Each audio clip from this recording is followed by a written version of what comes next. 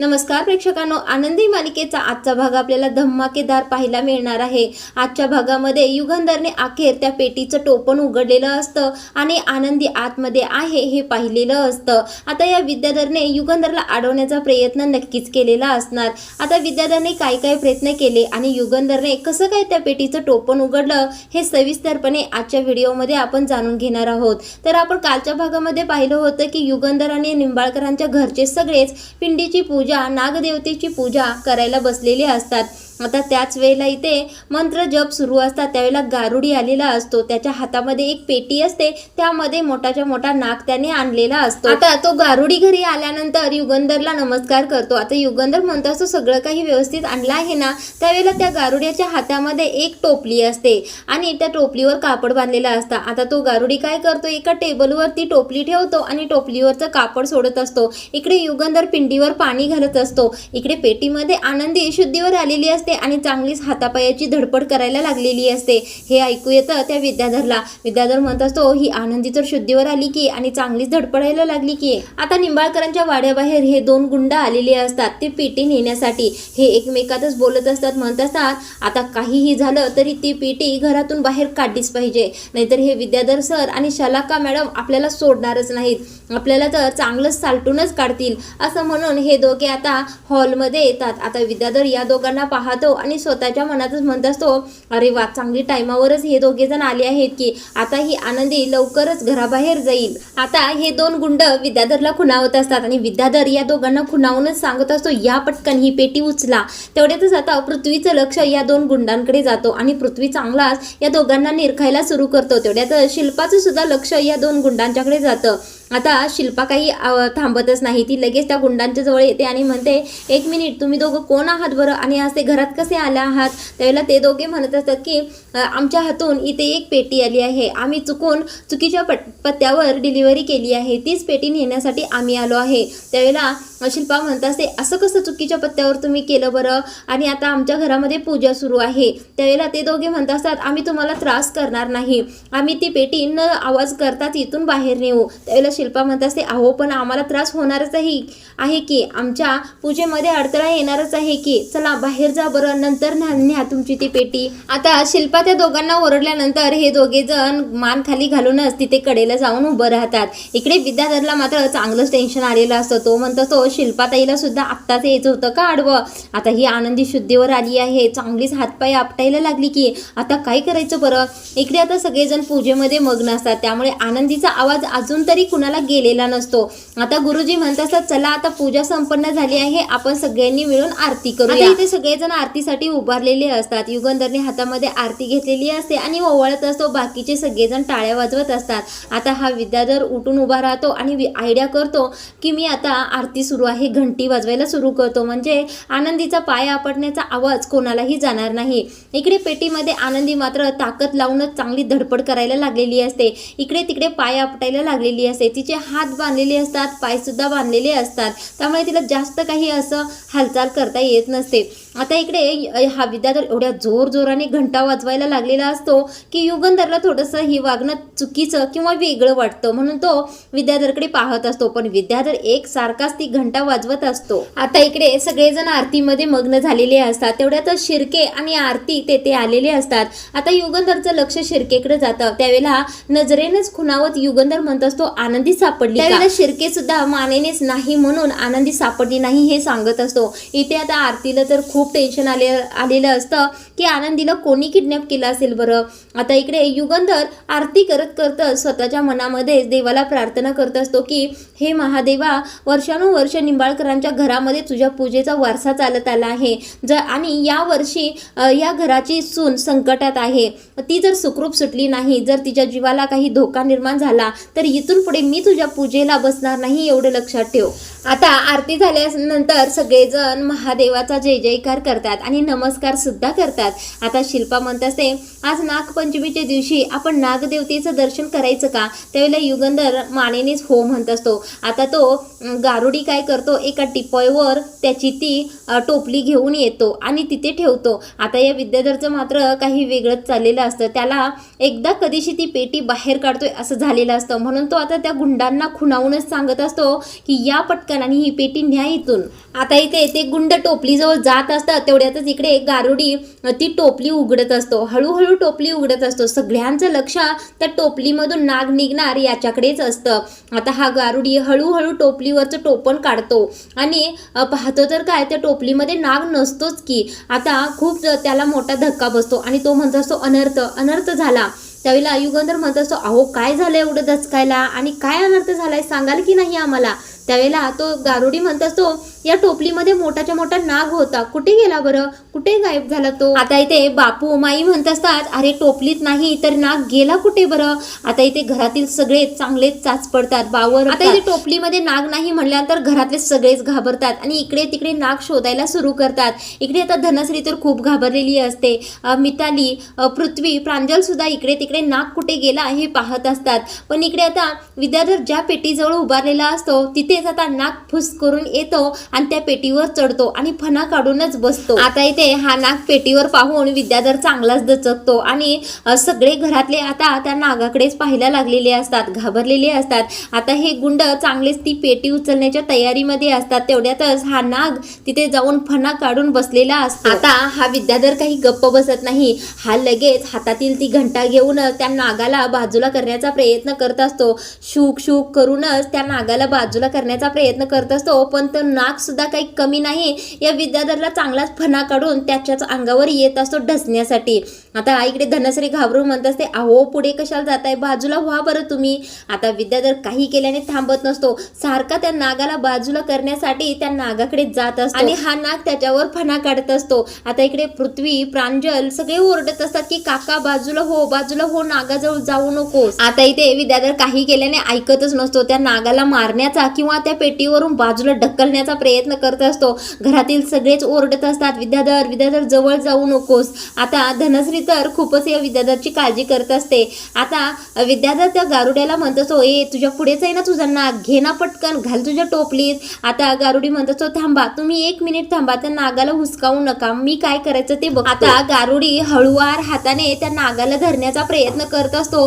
पण तो नाग गारुड्यावर सुद्धा फणा काढायला लागलेला असतो. आता त्यावेळेला बाकीचे म्हणत असतात अहो सांभाळून करा, सांभाळून. त्यावेळेला गारुडी हा पुन्हा त्या नागाला धरण्याचा प्रयत्न करतो. पण पुन्हा हा नाग गारुड्यावर जोराने फणा काढतो. म्हटल्यानंतर गारुडी दचकन मागेच होतो आणि विद्याधर सुद्धा मागे होतो. आता गारुडी घाबरलेला असतो. तो म्हणत असतो अहो हा नाग इतर वेळेला इतका शांत असतोय की तो माझ्यावर अजिबात फणा काढत नाही, पण आज याला काय झालंय काय माहित, हा हात सुद्धा लावून देत नाही. आता हा विद्याधर चिडून म्हणत असतो ए कसला गारुडी आहेस बरं तू, हो बाजूला बरं, आम्ही बघतो काय करायचं ते. आता इकडे शिर्के, युगंधर, माई बापू सगळ्यांनाच या नागाला आता धरायचं कसं याचं टेन्शन आलेलं असतं. आता विद्याधर त्या 2 गुंडांना काय म्हणत असतो ए पोरानो तुम्ही या नागाचं लक्ष विचलित करा, याला मी पाठीमागूनच शेपटी कडूनच मारून धरण्याचा प्रयत्न करतो. आता तो म्हणत असतो शिल्पाताई तुझी काठी कुठे ग. शिल्पा लगेच काठी कुठे ठेवली ती दाखवते. विद्याधर धावतच जातो आणि शिल्पाची काठी घेऊन येतो नागाला मारण्यासाठी. आता हा विद्याधर हळूहळू त्या नागाजवळ काठी घेऊन जात असतो. पण नाग सुद्धा काही कमी नाही. मोठमोठा फणा काढून या विद्याधरच्या अंगावरच येत असतो. त्या गुंडांना किंवा विद्याधरला जवळ सुद्धा फिरकून देत नसतो. आता या विद्याधरचा सगळं प्रयत्न युगंधर शांत राहूनच पाहायला लागलेला असतो. सगळेजणच पाहायला लागलेले असतात की विद्याधर त्या पेटीची चांगलीच काळजी घ्यायला लागलेला असतो. आता विद्याधर पुन्हा एकदा त्या नागावर काठी उचलतो. त्यावेळेला तो नाग पुन्हा त्याच्यावर फणा काढतो आणि आता ते गुंड आणि विद्याधर मागे सरकतात. विद्याधर घाबरतो आणि म्हणत असतो आता काय करायचं, हा नाग तर माझ्यावरच फणा काढायला लागला. आता शिल्पा घाबरलेली असते. ती म्हणत असते पृथ्वी जा बरं, सर्पमित्राला फोन कर पटकन, आता तेच येतील आणि या नागाला पकडतील. आता धनश्री म्हणत असते अहो तुम्ही बाजूला व्हा बरं, कोण येते ते येऊ दे आणि नागाला पकडू दे, तुम्ही पहिल्यांदा बाजूला व्हा.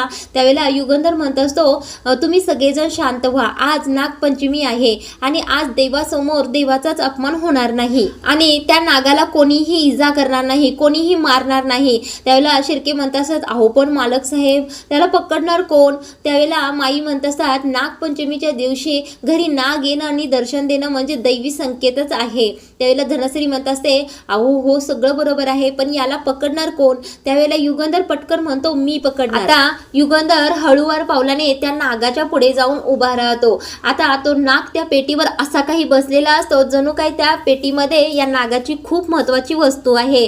आता आतमध्ये आनंदी आहे हे कोणालाही माहीत नसतं।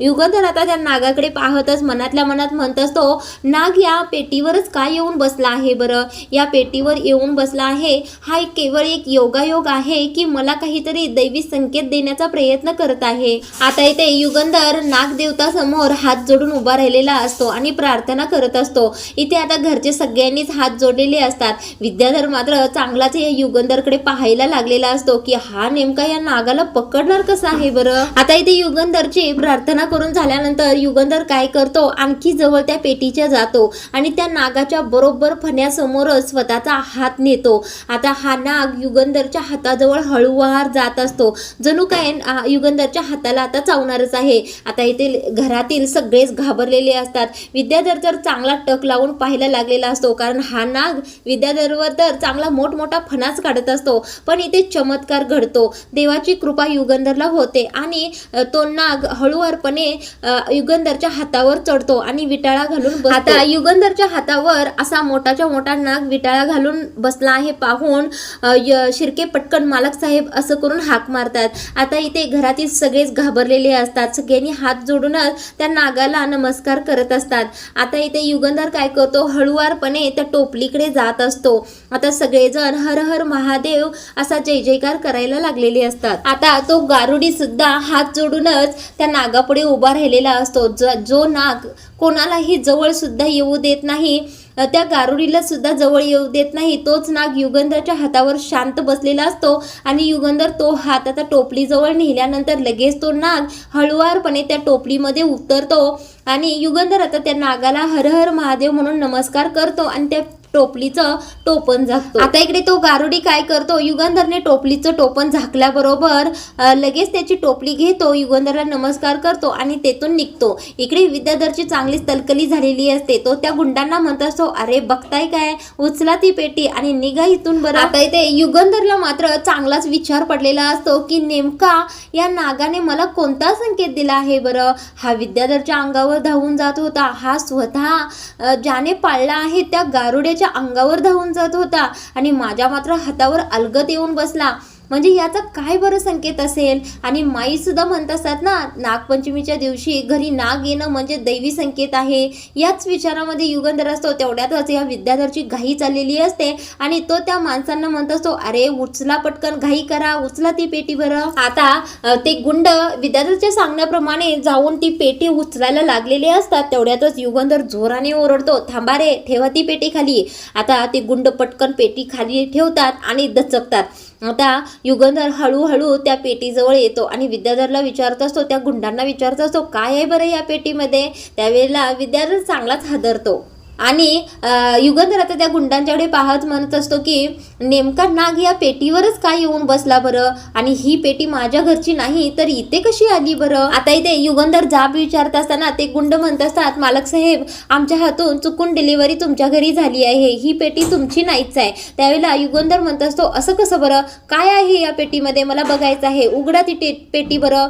त्यावेळेला विद्याधर म्हणत असतो, अरे दादा असं काय करतोय, अरे बघ ना, हे दोघे जण गुंड दिसत आहेत, तोंडाला यांनी फडकी बांधली आहेत, अरे या पेटीमध्ये यांचा काहीतरी 2 नंबरचाच माल असणार आहे, कशाला आपल्या घरामध्ये ही बॅत पाहिजे बरं, जाऊ दे घराबाहेर, ए चला रे उचला ती पेटी आणि व्हा घराबाहेर। आता युगंधर म्हणत असतो, नाही मला बघायचंच आहे या पेटीमध्ये काय आहे, ही पेटी इथं कशी आली हे मला जाणूनच घ्यायचं आहे। आणि विद्याधर तुला काय झालंय बरं, तू काय या पेटीकडे बघून एवढा घाबरायला लागलायस। त्यावेळेला विद्याधर म्हणत असतो, मी कुठं नाही रे बाबा, मी तर घरच्यांच्या काळजीपोटीच मी हे बोलायलो ना। त्यावेळेला शिर्के पुढे येतात आणि म्हणत असतात, ओ विद्याधर सर असं काय करायला लागलाय बरं, मालक साहेबांना बघायचे आहे ना ते पेटीमध्ये काय आहे, तर बघू द्याल ना, मग कशाला मधी मधी करताय तुम्ही। आता शिर्के असं म्हटल्यानंतर विद्याधर म्हणत असतो, ओ शिर्के कशाला मधी मधी बोलताय, जरा समजून घ्या की। त्यावेळेला युगंधर काही विद्याधरचं एक ऐकत नाही, लगेच पेटीकडे वळतो आणि पेटीचं टोपण उघडतो आणि पेटीचं टोपण उघडल्याबरोबर युगंधरला एवढा मोठा धक्का बसतो की तो, कारण त्या पेटीमध्ये युगंधरला आनंदी दिसलेली असते। आता आनंदीला पाहून युगंधर जोराने आनंदी म्हणून ओरडतो. आता इथे शिर्के सुद्धा आनंदीला पाहून थक्क झालेले असतात. आता इथे आनंदी म्हणून युगंधर पुन्हा एकदा ओरडतो तर आनंदी चांगलीच धडपडायला लागलेली असते. आता इथे विद्याधर चांगलाच तोंडाला हात लावून उभारलेला असतो. त्या गुंडांच्याकडे रागाने पाहत असतो. इकडे आता आरती धावतच येते. आनंदी आनंदी करतच माई बापू सुद्धा आनंदी आनंदी करतच त्या पेटीजवळ येतात. आता सगळ्यांनाच खूप मोठा धक्का बसलेला असतो की या पेटीमध्ये आनंदी कशी काय आली बरं. आता इथे मिताली म्हणत असते, अरे ही पेटीमध्ये कशी काय आली बरं, ही तर घर सोडून गेली होती ना. त्यावेळेला प्रांजल आणि पृथ्वी काहीच बोलत नाहीत. इकडे आता ते गुंड मात्र पळून गेलेले असतात. आता युगंधर आनंदी आनंदी करून हाका मारायला लागलेला असतो. आता आनंदीला तोंडाची पट्टी काढतो आणि आरती तिच्या पायाचं हाताचं सोडते. त्यावेळेला आनंदी उठून बसते. आता युगंधर तिला पाहून खूप घाबरलेला असतो. आनंदीची खूप वाईट अवस्था झालेली असते. एखादी वस्तू मुरगळून त्या पेटीमध्ये ठेवावी तशीच आनंदीला त्या पेटीमध्ये कोंबून ठेवलेली असते. आता युगंधर म्हणत असतो, आरती जा पटकन तिला पाणी घेऊन ये, साखरेचं पाणी घेऊन ये. आता युगंधर आनंदी बेशुद्ध पडलेली असते म्हटल्यानंतर तिला उचलून घेतो आणि रागाने शिर्केंना म्हणत असतो, शिर्के त्या 2 गुंडांना सोडायचं नाही अजिबात. त्यावेळेला शिर्के म्हणत असतात, हो मालक. आता इथे युगंधर धावतच आनंदीला त्याच्या रूम मध्ये घेऊन जातो. इकडे आता शिल्पा थोडी अस्वस्थ झालेली असते. ती गुरुजी आणि गारुडींना नमस्कार करते आणि जायला सांगते. आता इकडे शिल्पा हळूच पावलाने युगंधरच्या पाठीमागे निघालेली असते. तेवढ्यातच पृथ्वी म्हणत असतो, आत्या थांब, कुठे निघालीस बरं. त्यावेळेला शिल्पा म्हणत असते, अरे युगंधर. त्यावेळेला पृथ्वी म्हणत असतो, काही गरज नाही आहे त्यांच्या पाठीमागून जाण्याची.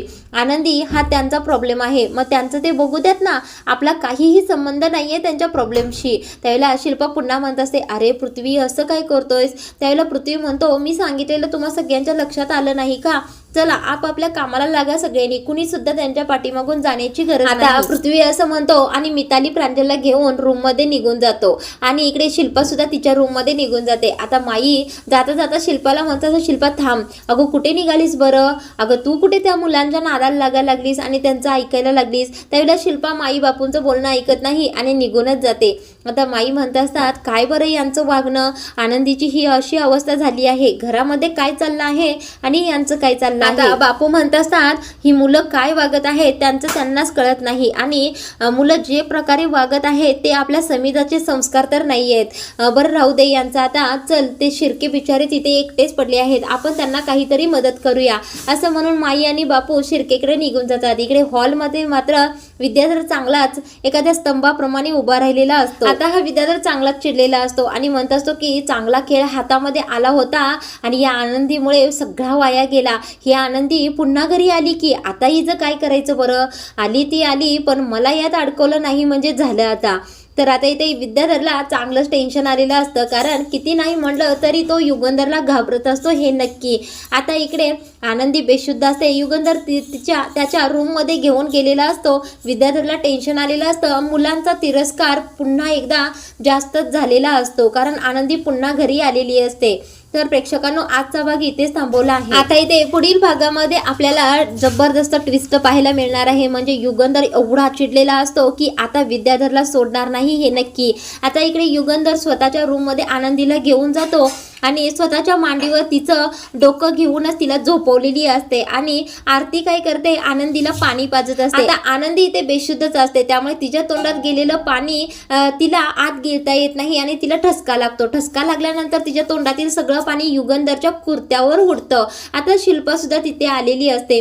आता युगंधरच्या कुर्त्यावर ते पाणी तोंडातलं उडलेलं पाहून शिल्पा म्हणत असते, युगंधर जा बरं पटकन तो कुर्ता बदलून ये. त्यावेळेला युगंधर म्हणत असतो, या कुर्त्यापेक्षा मला आनंदीचा जीव महत्वाचा आहे आणि आनंदीचा श्वास थांबवण्याचा प्रयत्न कोणीतरी केला आहे आणि ज्यांनी कोणी हा प्रयत्न केला आहे त्याला मी त्याचा प्रत्येक श्वास मोजायला लावणार आहे, हे मात्र नक्की. आणि हे सगळं युगंधरचं रागाचं बोलणं विद्याधर रूमच्या बाहेर उभारून ऐकत असतो. युगंधर म्हणत असतो, ज्यांनी कोणी आनंदीची ही अवस्था केली आहे त्याला मी सोडणार नाही, त्याला मी माझं दुसरं रूप दाखवणारच आहे. विद्याधरला चांगलाच घाम फुटतो. आता येणाऱ्या भागांमध्ये आपल्याला हेच पाहायला मिळणार आहे की विद्याधरच्या विरोधात कोणता पुरावा युगंधरला मिळेल जेणेकरून युगंधर विद्याधरला शिक्षा देईल.